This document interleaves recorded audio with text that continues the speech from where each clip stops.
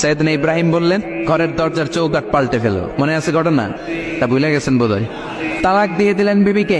নতুন সংসার শুরু হলো। আরেকটা বংশীয় নেককার মেয়েকে বিয়ে করলেন। 3 বছর পর সাইয়েদনা ইব্রাহিম আবার বেড়াতে আসলেন। আজকেও সাইয়েদনা ইসমাইল বাসায় নাই। সাইয়েদনা ইব্রাহিম সালাম দিলেন, আসসালামু আলাইক।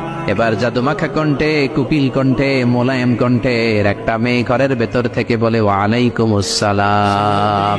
ওয়ালাইকুম আসসালাম। সাইয়েদনা ইব্রাহিম বললেন, কাইফা হালুকি ইয়া উম্মি, মা কেমন আছো বলো বলো। মেয়েটা বলে, আলহামদুলিল্লাহ আলা কুল্লি হাল, সব অবস্থায় আলহামদুলিল্লাহ। সুবহানাল্লাহ পড়ে। সংসার কেমন চলে? কয় খুব ভালো। খাওয়া দাওয়ার অবস্থা কি? কয় আরো ভালো। এবার মেয়েটা বলে, কে আপনি? এই মরুভূমির মাঝখানে রৌদ্রের মধ্যে দাঁড়িয়ে দাঁড়িয়ে কথা বলেন, কেউ তো কোনোদিন আমাদের খোঁজ নিতে আসে না, কে আপনি? ঘরে আসেন। সাইয়েদনা ইব্রাহিম বলে, না, আমার পরিচয় দিব না, ঘরেও আসবো না। মেয়েটা বলে, আপনি যদি ঘরে না আসেন আমি কিন্তু রাগ করব।